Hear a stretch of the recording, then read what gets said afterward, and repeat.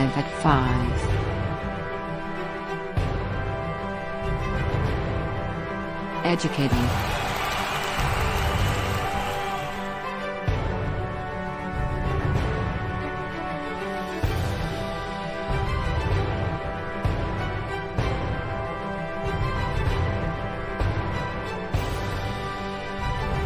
Empowering.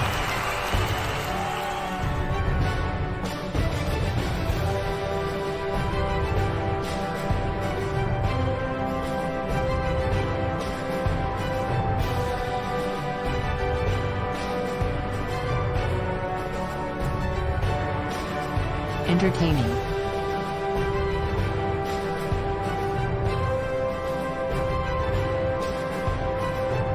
We are the top 5.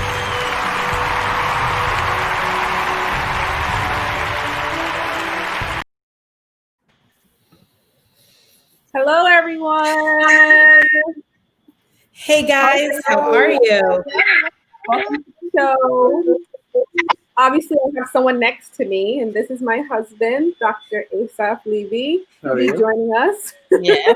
Hello, Dr. Levy, and welcome to the show. Thank you for having me. Yes. I just want to say, everyone, thank you for joining us. Continue to share the show, share it to your friends, your family. This is a holiday special, but we do have some hot topics to discuss. So please stay with us to the very end. We have a lot of stuff to talk about, a lot of juicy stuff to talk about. So share it. Like and share, everybody. I think Patricia Cornwall, or who was the first person to sign on today? Is it Patricia? I think it was Patricia. Yeah, Patricia. Wow. Yep. Welcome, Patricia. Patra. Hey, Queen. Oh, and Doug King Howard. Yeah. Hello, all on this beautiful Sunday afternoon. He says he's back in New York. Oh, yeah. Welcome back, Doug. Oh, well, in snow. So, ladies, how are you spending your holidays? What's going on? Tell me, what's going on with you guys this week? Well, who wants to go first? You go first, Landy, since you look so gorgeous. Well, for me, this year is very unusual for me. I would say over the since 2010 onwards, we've never spent Christmas at our house. So this is the first year I'm actually staying home because everybody tells you, I'm hearing messages on the radio that everybody needs to stay home with their clique or their unit of people that they are accustomed to being around. And I normally go to Canada every year. I stay in Mississauga. That's where my peeps is from. That's where I grew up. Uh-huh. And this year I am staying home. So this is the first year we've had a tree. And I'm still trying to figure out what to cook because I'm really not feeling all those big meats. Mm-hmm. Turkeys and all that other stuff, So we're doing things a lot different. It's whatever we like. We do have gifts and so forth, but we don't go overboard because our kids get stuff all the time. We're always buying stuff. It's never like, oh, you can't have it until Christmas. Mm-hmm. It's like, oh, you need this or you want this? Okay, order it. You want this? Let's go get it. So it's not a big deal. Mm-hmm. But I am enjoying the time. There's just going to be the four of us together, just doing something very different and unique. As 2020 is a year for a lot of things that are first and very different. So I'm just going with the flow. Yep. What about you, Hermie? Oh, my Christmas is going to be a little bit quiet, a little bit different. We decided to do just one to two gifts minimum, like a big thing, like something that you really want, no little this tchotchkes or anything like that. So we are doing that. I decorated a little table, a little side table to get in the Christmas spirit. And I have been using my fireplace background with all, listening to Nat King Cole and all this. So that was me in the Christmas spirit. And I did like a big Caribbean cleaning. Yeah.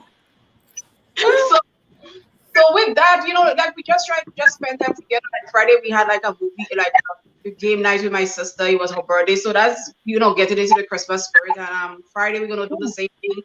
Just playing some games and just kind of having like making memories instead of having like just gifts and a whole bunch of food. As you said, we going very light on the food as well. I'm doing salmon, stuffed salmon, and Daniel is doing ribs and just some Caribbean other little things. Yeah. Sounds really good. Nice. That's excellent. And Hermie, you got me into that fireplace thing. Isn't it cool? Oh my! So I don't need a fireplace. See, all along I thought I needed, because I live in Florida. Like, why do I need a fireplace? And then Hermie got me into this background where you put it on the television set. Yes. Let me tell you, it's a best kept secret, people. I do. Viewers, you guys have to. You knew about it, Victoria? Yes, I used to do that all the time with my Christmas parties. Obviously, I can't do it now because of COVID, but Right. just to give that nice kind of aura. Yes. Yeah. So viewers, for those of you that are watching, thank you for joining us. Continue to like and share. Today's show, we have a new guest. You can see him peeking over there, Dr. Levy in the back. I think this is our first male host. Yes. Yeah. First on top five. So yeah, Hermie did get me into the fireplace thing. We don't do Christmas traditionally. We do not do Christmas, do not celebrate it. Never did. I never got into the commercial white Santa Claus. And I think I ruined it for my kids who went to school and told other kids there's no such thing for a number of reasons, because I think it's very traditional. It's very Christian based. So I don't celebrate Christmas at all. So for this year, it'll just be like a normal day, week for us. There's no gifts. There's no Christmas tree. You can see my house. There's nothing. Yeah. My children expect nothing. I think what we typically do on holidays such as this is we travel somewhere. I don't know if we'll be traveling anywhere because, of course, COVID. Yeah. But for those people, and I always am cautious, especially when everybody's celebrating, buying all these gifts. I want to talk, especially a message to the single moms. If I have any mom that is watching and is unable to put those gifts under the tree, it's okay to be honest with your children, to say, look, it's been a rough year. I don't have a job. I know all the commercials are on TV that are saying, buy this, buy that. And that's where my hatred and disdain for Christmas started, because of my inability 10, 15 years ago as a broke law student, not being able to provide for my children and this commercialization of Christmas. So to all my moms and dads out there who cannot afford it, be honest with your children and just say, look, it's been a rough year. It's not the year for it. Your children will love you, and they will understand that you cannot participate in a commercial holiday. So celebrate your holiday to the best of your ability, whatever your religion is, but don't but don't feel less of a parent because you cannot participate in the commercialization of the holiday. So that's how I'll be spending my Christmas, doing nada. Yeah. Well, Sometimes doing nada is good because you Yes. run around so much Doing all nothing. year round. Yeah. And this is a time when everybody, we had extra breaks this year because of the situation that we're in. Right. But it is good to sit back and recharge, because I like that feeling when the new year comes around, that freshness. And it's nice. I would love to go on a vacation right now. That would have been something that would be really special for me if I could actually leave here and go somewhere and just like turn off everything for a couple of days and then come back with like fresh ideas and ready to move on with the new year. Yeah. yeah. So for anybody who is thinking I about believe- traveling, good for you. I believe I will see Funday on a flight by Thursday. I just got back to this. I was like, and let me tell you guys, my ticket to Puerto Rico was $63 each way. What? $63. Like, a lot of people see me traveling. Now is the best time to travel. Yes. Granted, you must take your The precautions. But this is what I've discovered. The airlines are the best place international flights are the best things to be on. Everybody have to have a COVID test. So at least, within the last 72 hours, every single person on your flight tested negative for COVID. Yeah. Dr. Levy is looking at me. I'm like, he's like, but everybody, you have to test. Like, you have to have a negative PCR test. I hope I'm saying that correctly, doctor. You're here today to correct us. Yep, you're right. Negative PCR. And for Puerto Rico, that has to be uploaded. And when you land, of course, you have 3 options: quarantine, take a local test on the island, or if you have your negative test, then you can move around. And I can tell you internationally, every country I've been to during COVID, they are a mask culture. Like they will knock you over if you're not wearing your mask. Like don't even take your mask off to take a drink because somebody's going to be looking at you sideways. And so it should be. So The policy in Puerto Rico is quite lax, I would say. I think it's tightened. It's much more tighter than Florida where I live. Yes. They have a curfew. They have dry weekends. So from Friday night to Sunday, no alcohol is being sold. Their weekends are dry. The National Guard is everywhere. There's a curfew every night. You can go to the beach only to walk or run. You cannot lay out. So at least compared to Florida, Puerto Rico was more strict. Oh, wow. Okay. Interesting. Well, But remember, I live in Trump states. I mean, Yeah. we do what we want pretty much here. Yeah. well, I'm spending my holiday, Christmas here home with my immediate family. So, I mean, it's not for us. Well, for me, when I do Christmas home, it's not really that big, anyways. I mean, as for the food and everything, it is big, right? My family cooks a lot, but as having like a whole bunch of people over, my family never did that anyway. So it's just gonna be us, and we're gonna be home. We're gonna probably play a little bit of games, have our food and our drinks, our sorrel, our oxtail, curry goat, all the works. Oh, Yeah. wow. Yes. Awesome. Ooh, So, and I can't forget about breakfast, right? We have to have that really nice breakfast. So, it's gonna be nice. We do gifting, but I think when I was a kid, it was a little bit different. But as an adult, you really don't expect so much, right? I kind of appreciate mostly just spending time. Yes.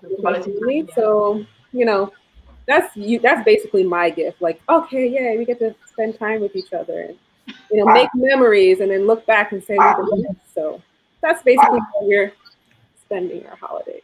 Pretty much. So what do you guys think about how COVID's going to impact traveling? Well, Doug King Howard said, it is now the best time to travel. Turks and Caicos, Cuba, and Miami to New York is less than 250 round trip. So we know that it's cheap. That's one thing. The safety piece. No, I traveled to New York a couple months ago, and people was very cautious. People was masked up. People was not playing on the plane. Everybody wore their mask the whole trip. I didn't see any problem at the airport. I didn't even see people pulling their mask down while we were waiting for the plane. I was trying to pull my mask down to get some air, and I was looking around to see if someone had it first. I'm like, no, everybody had their mask. Everybody was, using their hand sanitizer. I think the people that are traveling are taking precaution because they know it's a risk. So I didn't see any problems when I was traveling. I'm curious to hear from Dr. Levy. With traveling, would you say, and those of you that are watching, we have Dr. Levy, who is hosting with us today. He's a top 5 spouse. I am curious, Dr. Levy, would you say it's a safe time to travel, or we should stay put? I wouldn't say that it's a necessarily safe time to travel, but I mean, if you take your precautions, I think it's relatively safe. I work in Manhattan, so I'm basically in New York City every day, and like Hermelin said, most people are wearing their masks. So you can hardly see anyone walking around without a mask unless they're homeless and just out of it or something. But for the most part, people are being precautious. I think data shows that most people that are traveling, because of the quarantine rules in certain states and countries, they are required to get the COVID test, like Diani mentioned. And so, yeah, I think studies are showing that you're less likely to get it on a plane as opposed to going to the grocery store, a bus or a train in Manhattan or something like that. But, You're right. With that being said, I mean, I think you will get it if you're not cautious. It's one of those things that is very contagious.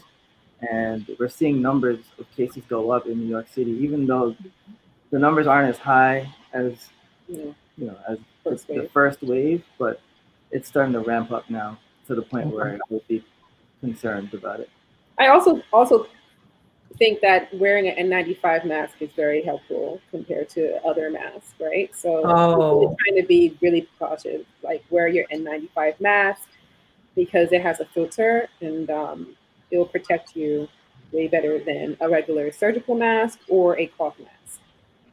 So Doctor, I'm going to leave you after this, Dr. Levy. Why do you think we have not been able, we as in the United States, we have not been able to get COVID under control? When you look at countries such as India, they have 30,000 infected cases per day.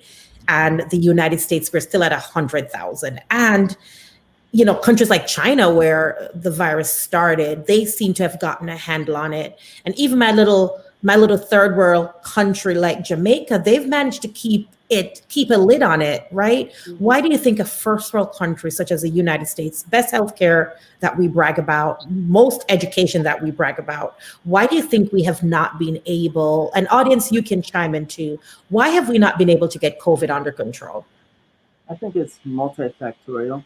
But I to put it this way, I'm Canadian, so just I'm impartial. I live here, but I'm a Canadian citizen. But with that being said, I think a lot of Americans consider it to be like the land of the free, right? You have free choice. So people telling people that you should wear your mask, this and that. People are like, well, this is my country. I pay taxes. I don't feel like I'm concerned about the virus, so why should I have to wear a mask? And I think that's the mentality that a lot of Americans have.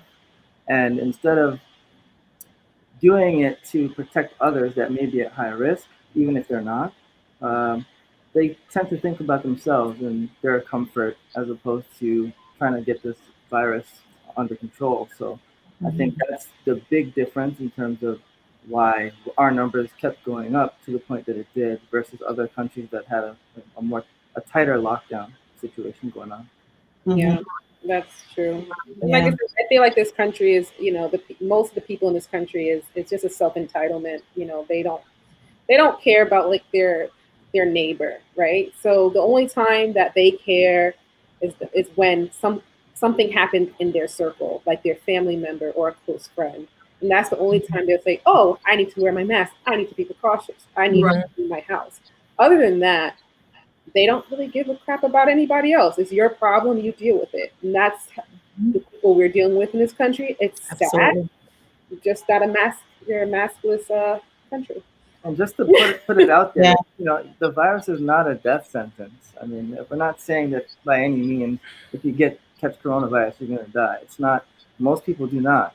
However, it gets to the point where you're exhausting hospital resources, and that's the real problem, where you have people needing respiratory support, and we don't have the resources to provide it, and end up dying. And that's just the reality. Manhattan, it was the worst experience ever.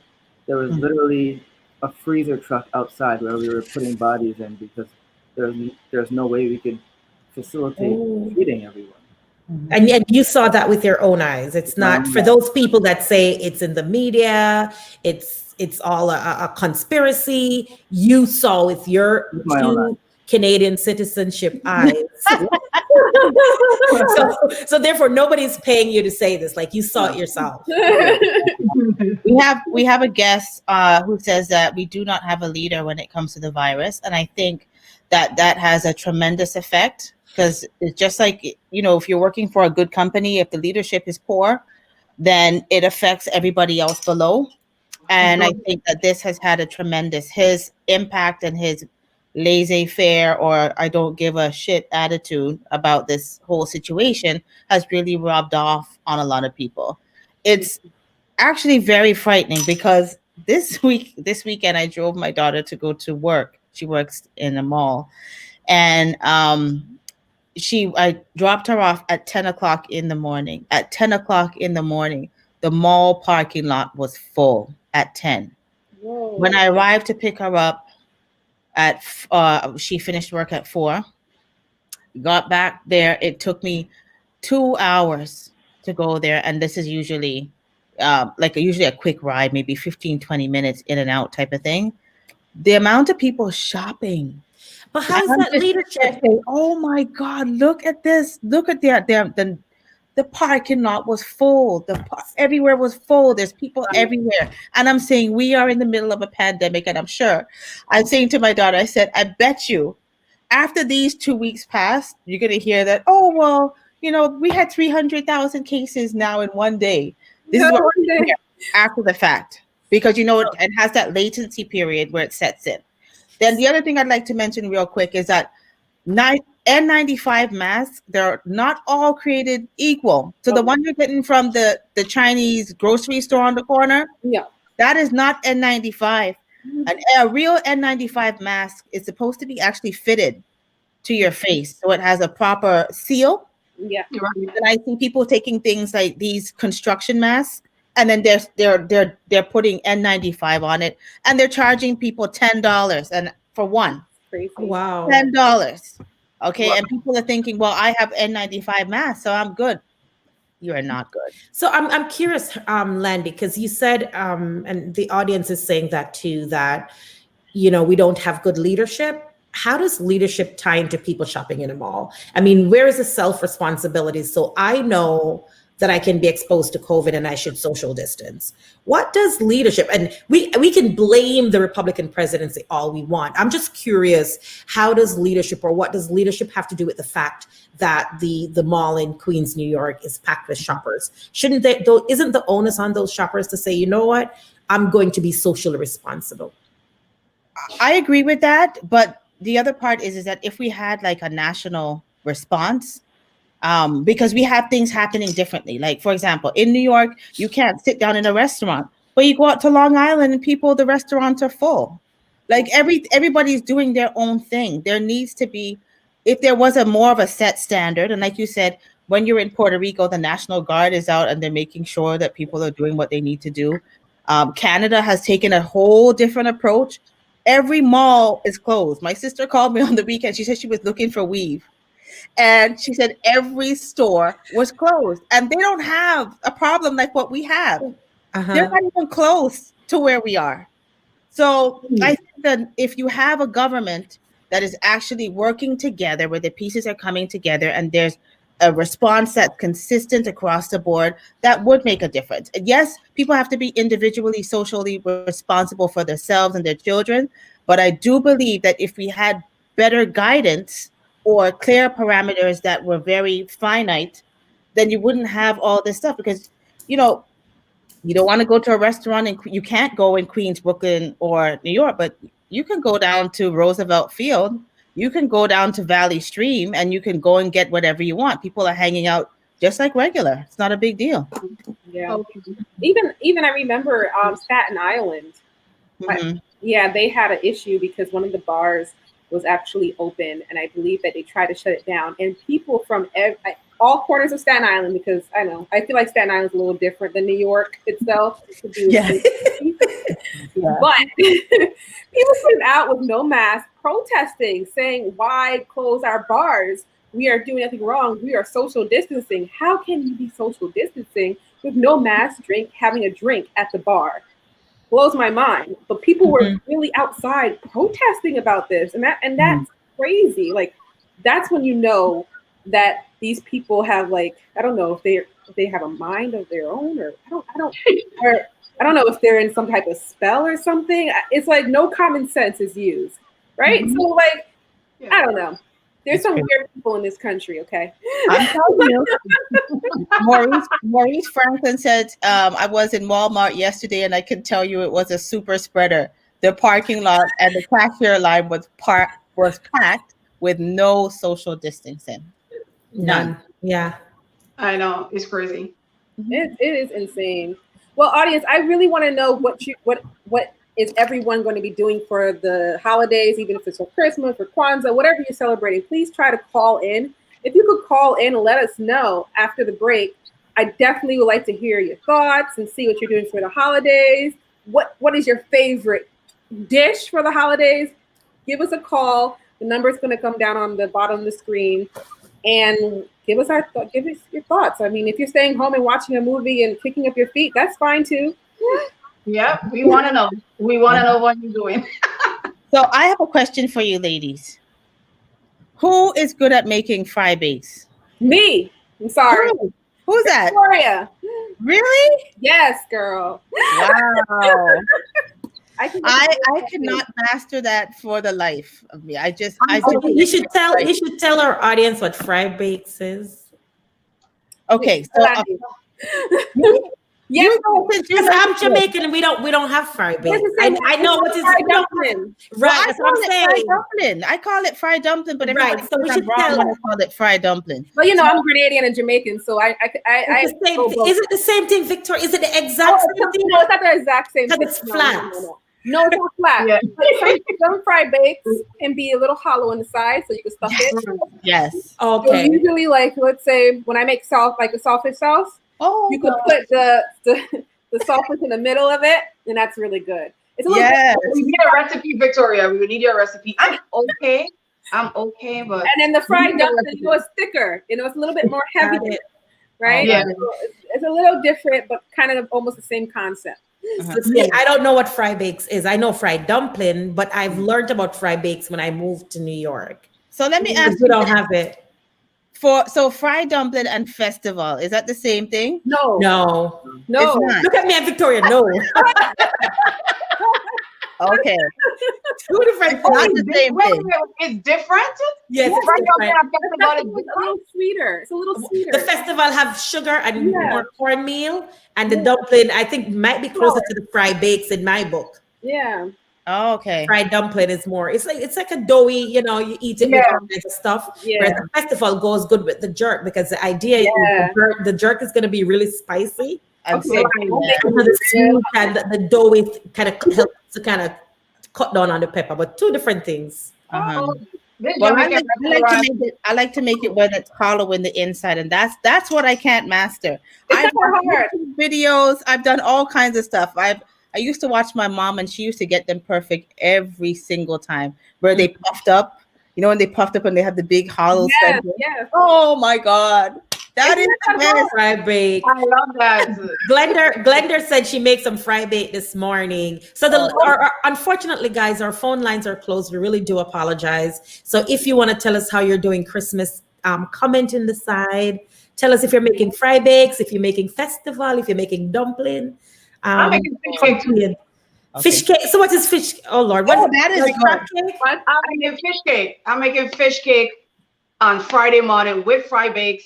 But now that since Victoria said she make the best, I want her recipe. Okay. And we making homemade bread. We making homemade bread. Oh, I love Okay. homemade bread. Fried bacon, saltfish. Cleopatra said, you know, the right amount of baking powder. Yes, for the fried Yes. dumpling, you Uh-huh. better get that baking powder right, or it's rock It's get stone. messed up. Rock That's stone. true. That's I true. think It's interesting because I do the fish cake, Mhm. but my aunt taught me how to make those fish cakes vegetarian style. What is a fish? What is a fish cake? Ooh. So it's like a fritter. It's like Okay. saltfish in a batter. It tastes Yeah. real Oh, good. saltfish dumpling. Fritter. Yeah. Fried Like, fritter. Okay, that's Yeah. Dr. Levy. That's why we call it, right? Fritters. yeah. So my Yeah. my aunt, she's Jamaican. She taught me how to make them vegetarian style. So I used to make them for my party. No one could tell there was no saltfish in it. No one. They used to ask me all the time, Victoria, are you sure? I'm like, nope, not one drop. So what are you putting in there to make it like that? You need some. Well, you have to put the right seasoning. So your tomatoes. I think the Yeah. tomatoes kindly give that type of Fritters. taste, and Mhm. all your little extra seasonings and things. I'm not going to give you all my recipe because Oh. that's great. I thought we were family now, but I guess we're not. I can talk to you off air though. Okay. Yeah, we definitely call so the fish cake is fritters. We call it saltfish fritters. Yeah. Saltfish Right. fritters. Thanks, Cleo. Hey, Geraldine. Uh-huh. Hey, Shireen. They're saying it's fritters. Okay, fish cake. That's Yeah, we said fish interesting. cake. Oh yeah, and then hot You said cocoa tea. cocoa tea. Yes. With the alp on the top will burn your mouth. Oh Lord. When my grandmother made it, it had that oil. I don't know how she get the oil on the top, and it would just burn your lips because the cocoa have like natural oils in it, I think. So when she would make it from scratch. Not hot chocolate, cocoa. It's different now. It doesn't have all that now. They make it doesn't. so different Because when my mom said to me, they even making the cocoa tea, the cocoa balls flavored. So it coming with like nutmeg flavor and mint flavor, and like you get the flavored cocoa balls. It is. I've never heard of that. I've never heard of the cocoa balls. Flavored, yeah, and there is not a lot of grease and all this stuff. Like I guess they you know, whatever refine it. Yes, they refine it. It's I'm telling you, I had like all of I can't remember all the flavors right now, but my mom sent me like all they were tested it a couple of years ago and it was a hit. So they started selling it, flavored cocoa balls. So Ace, what is your favorite breakfast for the holiday? Oh, I call him Ace. That's his nickname, right? I was like, what's happening? You're not gonna call him Dr. Levy, okay? Like, Ace is his nickname, just to let you guys know. But what is your favorite I'm gonna have to be a purist and say ackee and saltfish with my dumpling. Okay. All 3 right. snaps. Yeah. I love it too. So 3 snaps, definitely. With fried dumpling or fry bakes? Fried dumpling. Okay. all right, Good answer. we're gonna go to the break right now, but we have a couple hot topics, right? So coming with the hot topic is to Tisha Campbell getting a divorce. So please stay tuned and don't go anywhere. We'll be right back. Hey, I got some good news for you. Looking for a passionate immigration lawyer with experience that spans over 2 decades? Someone trusted that serves immigrant families just like yours? Well, look no more. Now you can benefit from her personal and professional experience. Diane Winter Funding. Schedule a consultation now and get assistance with your immigration journey. Specialize in adjustment of status, B1 business visa, B2 visitors visa, consular processing, deportation defense, naturalization, and more. Give us a call today at 813-815-3529. That's 813-815-3529 or online at winterimmigration.com. Attorney Diane Winter Funde. Law done differently. Welcome back. So, ladies, Tisha Campbell just got a divorce. Told her story about she had nothing when she left this divorce, almost homeless, was abused by her husband emotionally. I guess he exhausted a lot of their funds in their marriage. What do you guys think about this? It's a lot.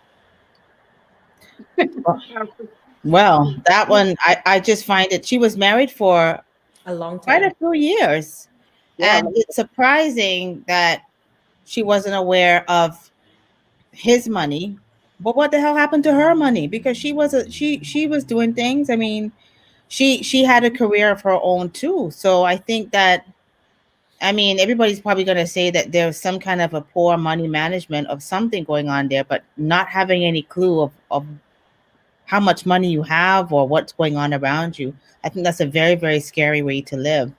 I was always told from day one, always make sure that you understand your money, where your money is, regardless of, you have a husband who has money, you need to understand your money too, because you're contributing and you're doing your thing also. So even if, he lost all of his money, you had $7 left. Like, you really got to a point where you were so destitute and you had no idea how you got there. I think that's just very irresponsible. I think she's not a young person either. She's not to say that she's young and foolish. You can't say that she had no clue or, like she's 25 or something. She's a woman of a certain age, and you would think that she would have better sense. Apparently, I heard that, I guess the Smiths loaned them $1 million, $1.4 million, and he exhausted that money as well. I feel like these are Hollywood problems. Like, Yeah. you got friends lending you $1 million, 1.4. I had pity and compassion until I saw that. I was like, so wait a minute. You were so irresponsible. And I want to feel sorry for her, right? I want to say the abuse. I want to say he was controlling. I really want to say that. Because, there could be a lot of things going on that we don't know about. So, all right, I'm going to give her the crown. She's a victim, right? But at the same time, where's a little bit of smarts about it? No matter, what's going on, Tisha? Like, tell me what's going on. And I think there has to be two sides to this story for them to approach. It could be that both of them had something going on that you and I are not privy to. I find the story a little bit incredible. I do. Yeah.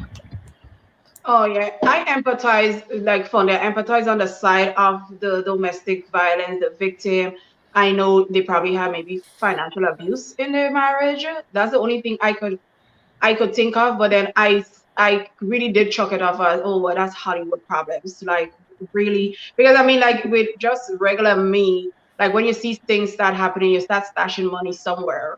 So, you know, in case you have to leave. So it's kind of like you didn't stash anything anywhere. Like, was he controlling all the accounts? And I mean, it could be possible because I know I have a friend that went through that. She was working for a lot of money and her husband controlled all the money. When she left, she really did left with like $0 in her bank because he controlled everything. So it could be possible, but I know it's kind of hard to believe. Like, she didn't stash nothing, like anything away. Like when you see things was starting to go downhill. Yeah. I mean, like, I feel okay, I think it was part of the article where they were lend money and then they bought a house for $1 million. I think I scratch my head when it comes to that because And that's like, if you don't have any money, then why are you buying a house for $1 million? Hollywood problems. Like, Yeah. go and put yourself in a nice little apartment and get yourself together. It doesn't make any sense to me why you're spending money on a $1 million house. For what? For show? Like, what are you showing off? I'm always saying maybe she left him to manage their finance. Should married couples have different accounts? I say yes. I believe I say absolutely. I think they I should think so too. You have him, hers, and theirs. come together. Yes. What do you I believe think? that. What do you think, Ace? Ace.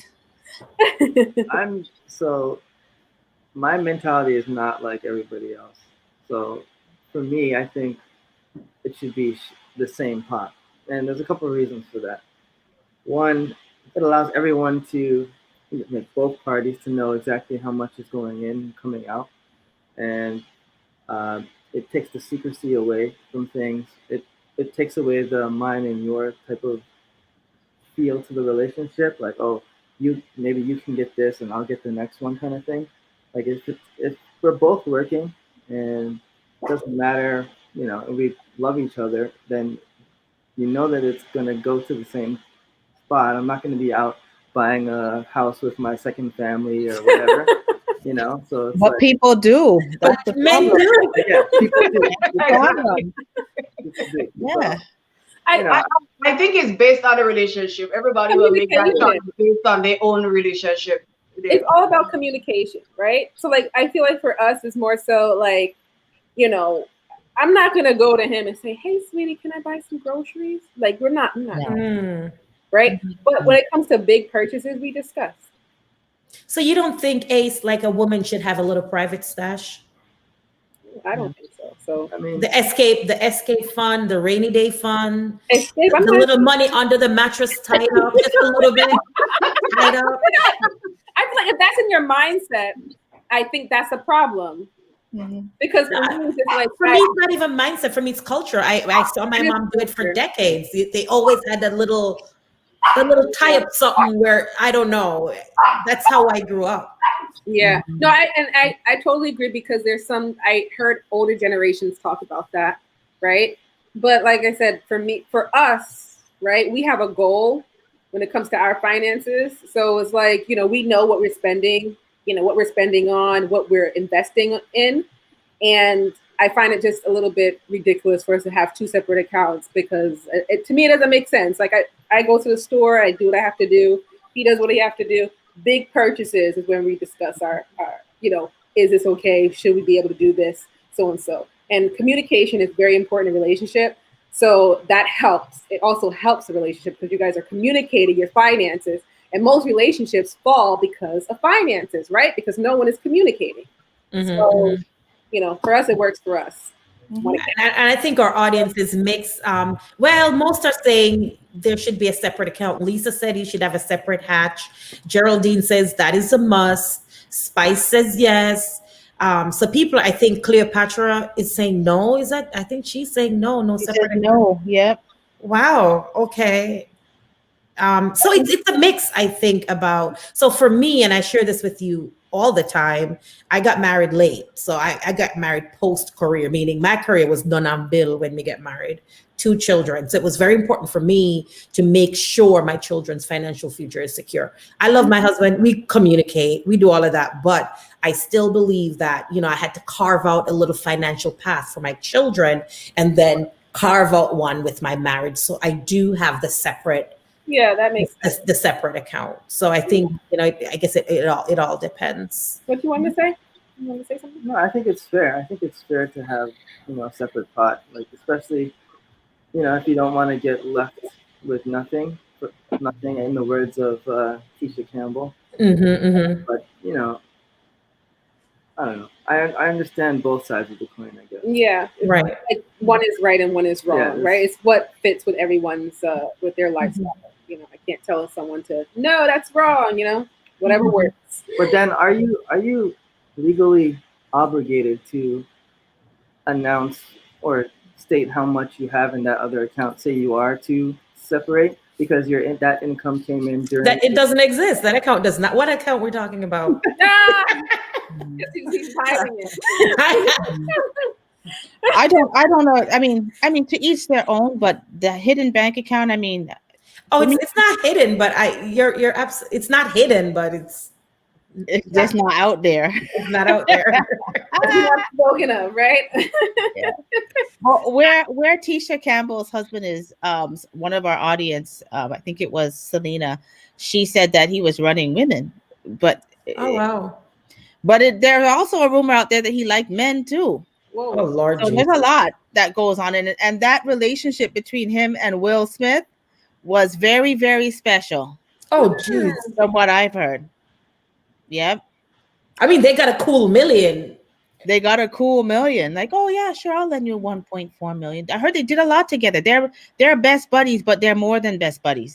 You make what has been out there. talking about they did a lot together.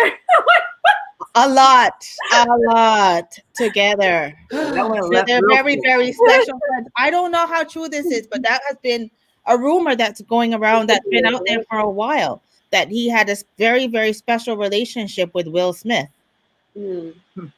Well, I don't know. So, 1.4 for those of you that are joining us, we're talking about Tisha Campbell got divorced, and it was not an arranged marriage, so she got divorced and is essentially broke. And Tisha Campbell was on Martin for decades, so we know the woman was making coin, but all the money went away. I think we also need to call out somebody who has had some success in marriage. Our own Miss Dione. Yes. Celebrating an anniversary. Yes. 9 years?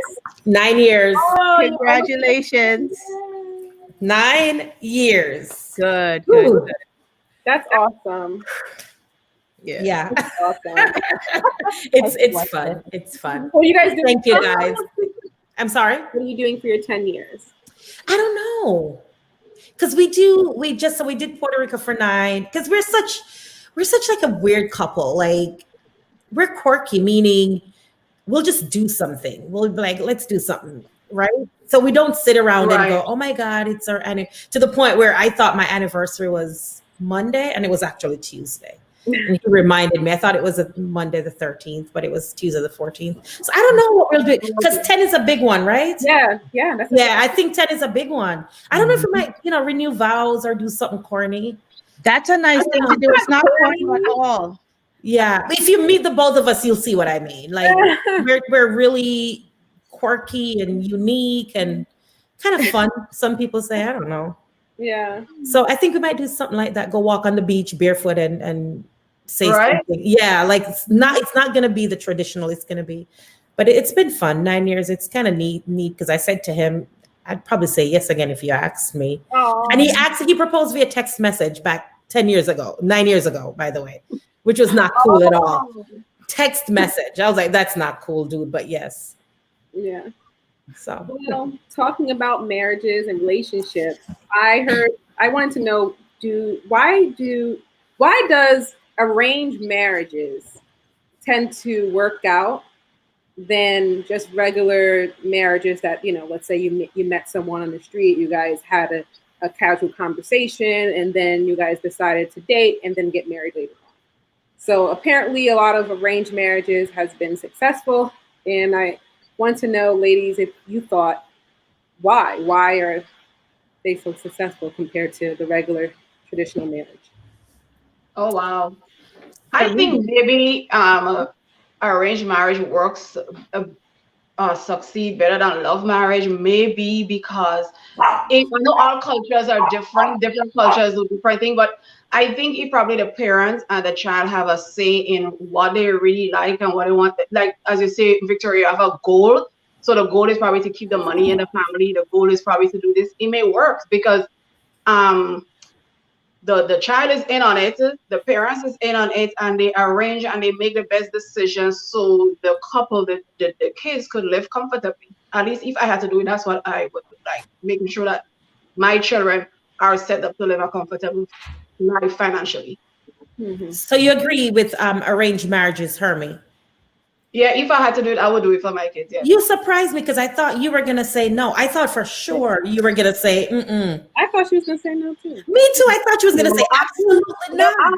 I'm a yes, because I always try to set up Daniel with somebody like I thought he would be perfect for my son, and then they go with somebody that abused it. I'm like, you see, you should have been my son. You see, I was setting you guys up. You know, so I think I feel like the parents know their child. Like I feel like I know my child and I know the things that's gonna irk him and the thing, and you know, I think daughter-in-law should really have a good relationship with their mother-in-laws, because we could tell you a lot of things that probably could save you a lot of heartache in the relationship or in a marriage, because we know our son's best. I Hermie, if Dr. Levy was close here, I'd have him take your temperature because I just knew you were gonna say absolutely not to this. No, I'm a yes for arrangement. I'm a yes. I'm a yes. You know what? I'm not for arranged marriages. Obviously, you know, but I do understand why people would go that route and why it can be more successful than other marriages, because they're looking at it at a deeper level. And a lot of the times, unfortunately, in the United States, I'm going to say over here, right? People are more infatuated at, you know, when they see someone, they usually think that everything's going to be very perfect, this and that. They're not really thinking like long term, and if that person is family oriented, they want children. Some people don't really ask those type of questions, and they find out later on in their marriage that, hey, we don't match. Compared to an arranged marriage, that's put on the table forefront. So, you know, I'm not for it, but I understand it.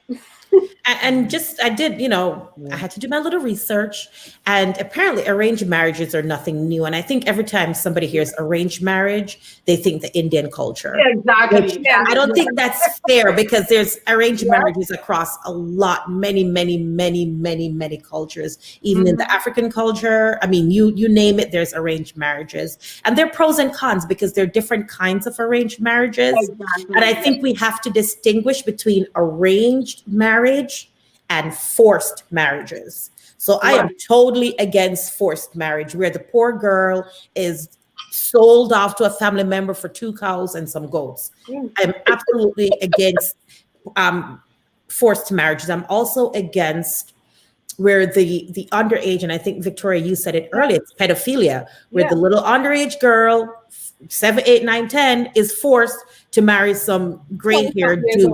Yeah. Right. So I'm taking all of that. I'm taking all the forced marriage off the table, and we're talking about arranged marriages. Hermie, believe it or not, I agree with you. I will do the Jewish one. I support the healthy marriage, that is where mom and dad plays a role. I remember I took home my son's father to meet my mother, and my son's father walked in through the door, and my mother said, "Mommy," she said, "India, that's not feel."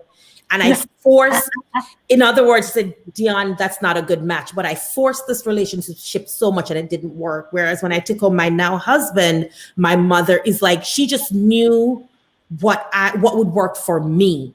And it's Right. not that she didn't have to arrange it, but she contributed. And I think the healthy arranged marriages where parents have a say, and studies have shown that these arranged marriages have a 4% divorce rate compared to American free will marriages with 40% failed rate.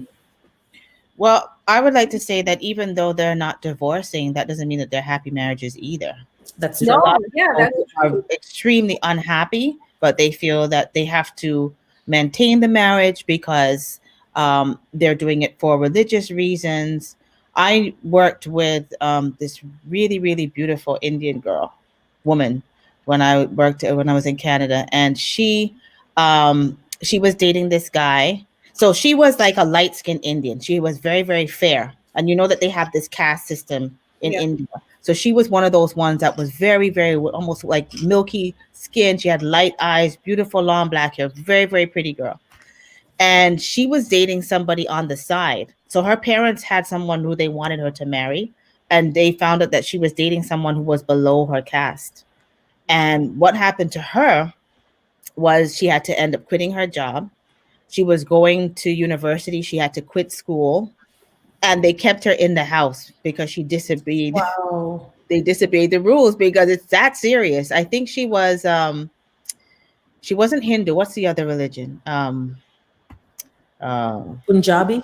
Punjabi, yes. Punjabi. She was Punjabi. And that was her faith. And they took her out of school. No more working, no more nothing. I didn't even know what happened to this girl after that. And I They kind were of so upset with her because she was choosing someone who was below her level. Oh, Yeah, what is the difference in arranged marriage, right? yeah, because I actually watched Indian Matchmaker that was on Netflix, and there was Oh one. yeah, me too. Yeah, there was one Punjabi lady. She was in a marriage. I think it was arranged, but she got a divorce, and it was very hard for her to remarry because it was looked at like she's not a good candidate to remarry. So yeah, culture does play a big part of it, and most likely the reason why they don't divorce. Yeah. Yeah. Geraldine says, lucky they didn't chop her up and put her in a suitcase. yeah.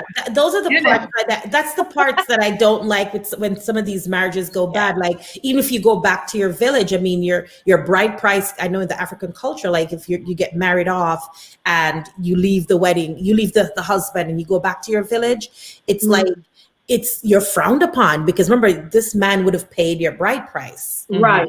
and you left the marriage to go back, and now you're like damaged goods. Yeah. So that part of it I don't like. You know, I definitely Right. do not, Yeah, do me not too. like that Yeah. part of it. No. Totally agree with you, Fondy, on that one. Yeah, I don't like. I like the healthy ones, the healthy arranged relationship. And we, I mean, and in love marriage, you know, people stay in unhealthy relationships as well. So you know, it goes both ways. I'm just saying, hey, if I was thinking like if my mom had helped me probably arrange a marriage, like you know, like a good one, like I probably wouldn't have to go through all these other relationships. I may have two, not all these relationships making all these mistakes and making all these mistakes and making all these mistakes. And then what I see in my practice, I'm going to call it a modern day arranged marriage because it's a business marriage. Because I work with a lot of couples who, because of their immigration status, the march to the altar is sped up. Meaning one couple is undocumented and one person is undocumented and the other is documented. And because of that, they have a frank discussion about why they're getting married. And believe it or not, when they have that honest discussion, the marriage works. Yeah. And it's like a business. It's like, all right, now we have to have joint bank account. Now we have to do this. And it's this frank discussion about marriage. And I like to refer to it as the modern day arranged marriage, and they work. I'm not saying they all work, but I'm saying when both couples, for example, they'll come to me before they get married and we'll have this frank business discussion about marriage. And I love it because it's healthy, because you know what this person is saying, look, this is what I want out of this marriage. And they're not saying I'm marrying you just because I want a green card. They're saying, look, I love you. If we don't get married, I got to go back to Jamaica.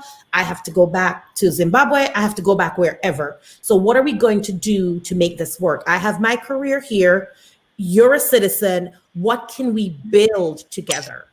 And I think what I see with a lot of Western world marriages, it's fraud, meaning they're not telling each other why they're getting into the marriage. They're just, oh, I love you. Let's have an $80,000 wedding. Whereas nobody is talking about, look, I want to have a child in 2 years. Exactly. You want to have a child in 2 years. Then you get into this marriage and you realize, him no want to pitney. Him why you do this. Him expect if you cook and clean. All of this discussion is not had. So that's why I support modern day arranged marriage, because the conversation is had. Look, I'm a career woman. We're going to get a house cleaner because I'm not going to work X amount of days. And first of all, I'm not going to cook Sunday to Sunday. We might do a little takeout. These conversations are had, and it makes for a healthier marriage. And you know what? And that's communication, right? Communication. I mean, you don't need to be in an arranged marriage to have those conversations. Like, I mean, for us, we had those conversations when we were dating, right? So you talk frankly about the expectations. Yeah. Okay. Because, what do you have to lose? Either they don't agree with you, and you guys go, yeah, peace out. Victoria, but some people are not doing that. Some people are not doing that. It's like it's like fraud. They're committing fraud. Like they're not. A lot of people are just focused on the infatuation and the good feelings that they get when they're together. That's it. True. And the good feelings is not going to carry you when the mortgage is due. Or the rent has to get paid. You know what I mean? Like those good feelings, you can't take them anywhere. Let me see your credit score. Like, can we get a house anytime soon, or we got a fixed credit for 2 years? Right. No, let's have this discussion. Yes, I agree. Yeah. And on the topic of arranged marriage, I saw an article that was saying that during COVID-19, the pressures of people losing their jobs and those cultures that routinely participate in arranged marriage, they're actually more likely to pursue that at an earlier age, let's say a 12-year-old daughter or a 15-year-old daughter, just so that they can get some money in their pocket so that they can take care of necessities. And I mean, what do you guys think about that? Wow. That's So that's the part of the arranged marriage that's ugly. And then there's the other part of me that says I don't want to judge cultures. Right. For some cultures, that's the norm. Right. Yeah. So I don't want to judge their culture, but at the same time, I feel bad to think at 15, there was another article too, Doctor, where this was a video where they came to collect the bride. She was a little girl. She was kicking and screaming, but the man had already paid her price because the family needed the money. So the woman, that's abuse. The other part of me screams no to that, right? Because she's going to move to go live with a man. Does she have to perform as a wife? Yeah. I have a problem with that. I really do, but I don't want to judge cultures either, but I do have a problem with that. Yeah. Sorry about the sirens. I live next to the studio. That's fine. Well, oh my gosh. Well, I mean, we had a lot of great topics, and as we're coming to the end of the show, we're going into the holidays. Yay! Talk true, Tiani. That's why I said, let me get my house in order. So when my husband come along looking for me, I'm ready. Yes, girl. So I want to wish everyone a Merry Christmas. Hey, should we sing a song? Yeah. Santa's looking for a wife. Santa looking for a wife. I like that song. I like that one. I don't know that song. Santa's looking for a wife. Santa's looking for a wife. That's all I know. That's the key. That's all I know. Santa's looking for a wife. That's all I know. That's the only one I know. I don't know that song. Merry Christmas. He's talking about going from house to house and eating like different food. So he's going to have like he's one of them bacon house. He's gonna have food and fly fish. And if he goes over here, he's having this and that. Santa's going all over. And he wants a Caribbean woman. Santa must be Jamaican. Santa's a Jamaican man. I love my Jamaican man. I'm just kidding. I know, like every time he hears that song, he's like, "Doesn't Santa have a wife already? Why he's looking for her?" Right? Well, what's your favorite holiday song? Mine or his? Yours or both of you? Actually, that one you just said is my favorite one. Okay. So I have a lot of prong music, music. What that- about you, Ace? What's Ace's favorite? I don't know. I don't really have a favorite, but I like listening to Mariah Carey's songs. What's that Yeah, song? What's up, Mariah? All Carey? I want for Christmas is you. Want for Christmas. Christmas is you. Yeah. It gets better every year, I think. I like Yeah, Chestnut that's a nice Roasted on Open Fire. I like Chestnut Roasted on an Open Fire. That's my Yeah, favorite. that's a beautiful one too. I like that one. Anyways, I hate to cut everything short, guys. Oh, we do have a breaking. Wait a minute. One breaking news. The COVID bill passed. Oh, I didn't know that. So wait, let me see. Let me read it to you real quick. I guess it's a good news. It's Happy Christmas. It's Merry Christmas. So the COVID-19 stimulus bill has passed. Okay. If your income is less than 75,000, you get a $600 stimulus check. So Merry Christmas from Merry Christmas. Yeah, Merry Christmas, All everyone. right. I guess that's good news for the us. bill has passed. Yeah. Okay. Yeah, I'm not gonna throw water in it. Yeah, we gotta pay. Yeah, we're gonna leave it on that note. The COVID bill has passed. Yes. That is a good note. Santa, Look out for your $600 check. Well, Santa, happy holidays, everyone. Enjoy it. Be safe. And Merry Christmas, everyone. Merry Christmas. Merry Christmas. thank you. And because it's Santa looking far away. I I've never heard that song. I like how it's all the wives singing the song. It should be me singing the song. Oh. Derek was on earlier. Derek Derek, came in. you're looking for a wife? Like, come on. Like, let's have an engagement or something. Yeah. Oh, Hermie's putting it out there. Let's see what 2021 brings. Right? Well, Yes. I want to give a special thank you. Actually, you did the text engagement. I did not accept that. Oh, I did. I was 36, girl. Shoot. What do you want me to do? We want to thank Dr. Levy for joining us today, our first male host, looking so fabulous with his gorgeous bride to his right. Yeah. The one and only Mrs. Victoria. Thank Thank you. you. It was fun. All right, guys. Happy holidays, and we'll see you back same time, same place. All righty. Bye, guys. Thanks for joining us. Bye. Holla.